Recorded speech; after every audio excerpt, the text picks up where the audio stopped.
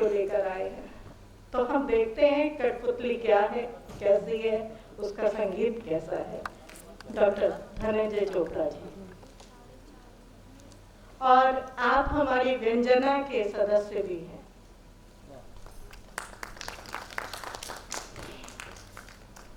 बहुत बहुत धन्यवाद आदरणीय मधु जी।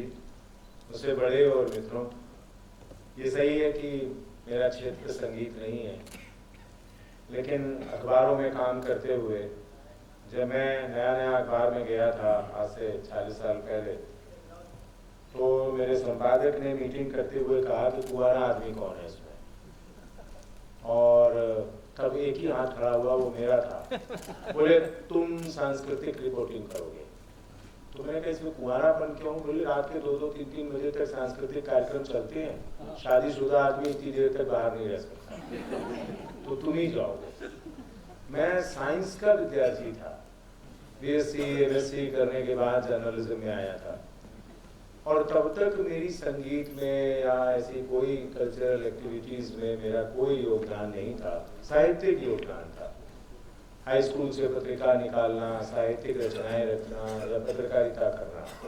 लेकिन फिर तो वो जो यात्रा शुरू हुई वो गजब की थी, और मैं इतने सारे लोगों के साथ जुड़ता चला गया, इतने लोगों के इंटरव्यू किए, इतने साक्षात्कार किए, वैज्ञानिकों के साथ साथ सांस्कृतिक कर्मियों के भी, आदरणीय किशन जी महाराज, बिरजू महाराज, गिरजा देवी, सितारा देवी, अनगिनत, अपने हरिप्रसाद चौरसिया या फिर संतूर वादक,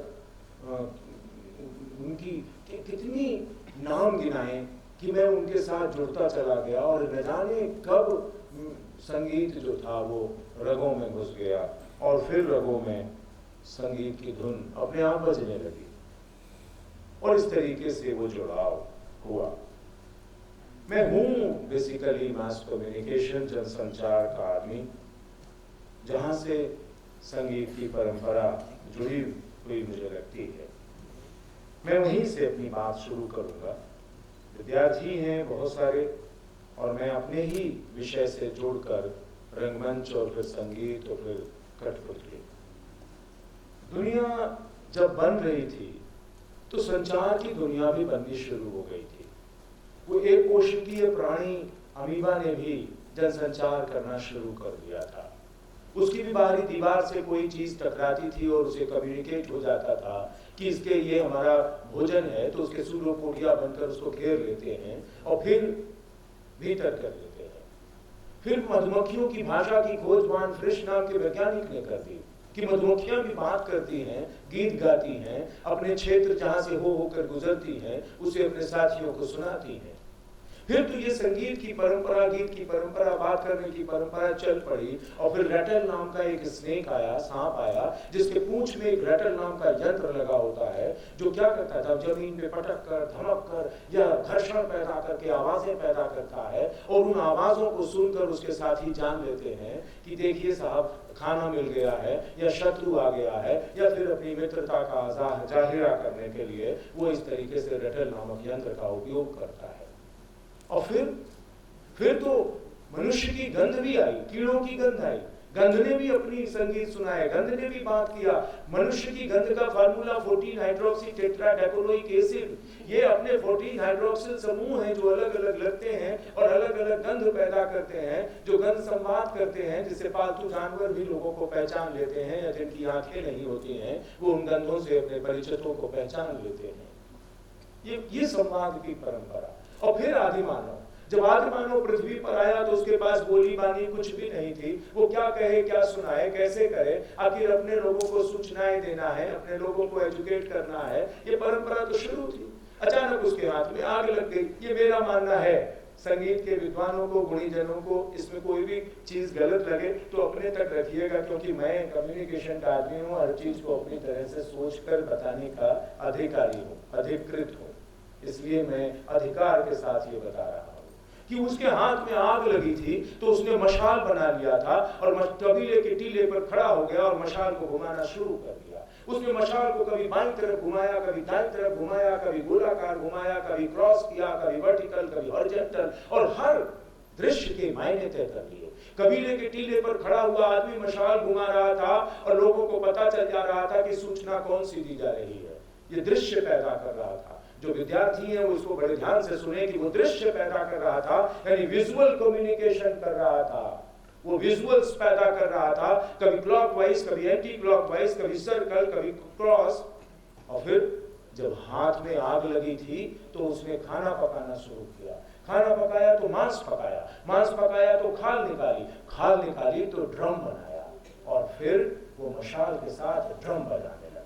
अब उसके ड्रम के साथ और मशाल का ये जो कॉम्बिनेशन था, जो सिंक्रोनाइजेशन था कि ऐसे मशाल घूमेगी तो ऐसे ड्रम बजेगा, ऐसे मशाल घूमेगी तो ऐसे ड्रम बजेगा, और फिर उसने ऑडियो सिस्टम डेवलप कर लिया था। यानी हम कह सकते हैं कि हमारे आदि मानव ने ही ऑडियो विजुअल सिस्टम डेवलप कर लिया था। हमने तो केवल उसमें टेक्नोलॉजी डाली है और टेक्नोलॉजी लेकर हम यहाँ तक चले आए हैं। आप सोचिए ना कि वो आदि मानव था जिसने अपनी भाषा को किस तरीके से सांगीतिक प्रस्तुतियों के साथ, दृश्य के साथ पैदा करना शुरू कर दिया था और लोगों से बात करनी शुरू कर दी थी। हो सकता है कि जब उसने आग लगाई हो लकड़ियों में तो लकड़ी का कोयला बना हो और कोयले से किसी दिन उसने एक रेखा खींच दी हो और उसे लगा है अरे कुछ खिंचाया भी जा सकता है क्या, और चित्रों की शैली ने जन्म लिया हो। फिर उसने पत्थरों से रंग भरे हो, पत्तियों से रंग भरे हो, फूलों से रंग भरे हो, और भाव चित्रात्मक शैली का जन्म हो गया। चित्रों की शैली आ गई, उस शैली चित्रों के रूप में हमें बात करने का ढंग मिल गया। फिर भाव जब जुड़ा है, चित्र आए हैं, ध्वनियों का संसार पैदा हो गया है, समाज की अपनी ध्वनियां हैं, और समाज और समय की ध्वनियों को पकड़ कर ही तो हम सारी बात करते चले आए हैं। जिसने भी अपने समय और समाज की ध्वनियों को पकड़ा, अपने समय को समाज को पढ़ने की कोशिश की, वो आज तक जिंदा है।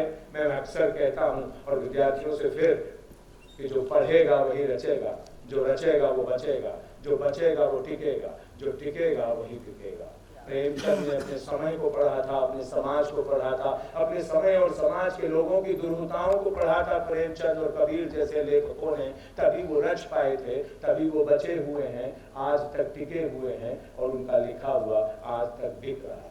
लिहाजा जिन लोगों ने अपने समय को पढ़ा, यहीं से विकसित होती है। जब भीड़ पैदा हो जाती है ना, तो बात कहने के ढंग, बात कहने और समझाने के ढंग अपने आप बनने लगते हैं। आप सोचिए ना, जब कबीलों के लोगों को इकट्ठा किया होगा और जब लोगों के पास भाव चित्रात्मक शैली के बाद ध्वनियों को पकड़ने की ताकत आई होगी, जिस आदमी ने पहला चित्र बनाया होगा किसी जानवर का और जानवर को उसने बोलते हुए दिखाया होगा और बोलते हुए जो आवाज सुनी होगी उसको प्रत्युत्तर में कहने का कोशिश किया होगा, कहने की कोशिश की होगी, जाहिर है कि आवाज निकाली होगी, वो ध्वनि पैदा किया होगा और बात को प्रसारित करने का ढंग भी उसके पास इसी तरीके से आया होगा। हम जानते हैं सब कि ये रास्ते हैं जिनसे होकर हम अभिनय की ओर बढ़े थे, क्योंकि कम्युनिकेशन की दुनिया जब विकसित हो रही थी तो उसके बाद पहले अशाब्दिक संचार ही आया था। शब्द नहीं थे, शब्दों की टंकार नहीं थी, शब्दों की ध्वनियां नहीं थी, तो उसके पास अशाब्दिक संचार आया था, यानी नॉन वर्बल कम्युनिकेशन आया था। उसके पास देह भाषा थी, बॉडी लैंग्वेज थी, फेशियल एक्सप्रेशन थे, यानी चेहरे की भाषा थी, गेस्चर्स था उसके पास, उसी से वो बात कर रहा था। यूं ही थोड़ी ना फिल्मों में गाना आ गया है कि चुप चुप खड़े हो जरूर कोई बात, यूं ही थोड़ी ना। और उसके बाद उत्तर भी आ जाता है कि चुप चुप खड़े हो जरूर कोई बात है, पहली मुलाकात है जी, पहली मुलाकात है। सोचिए ना, आंखों में इशारा हो गया, बैठे बैठे जीने का सहारा हो गया। नॉन वर्बल कम्युनिकेशन के गाने अपरंपार हैं। जब तकनीकी बदली, समय बदला और गाना भी बदल गया। कुछ न कहो, कुछ भी न कहो, सबको पता है ये भी आ।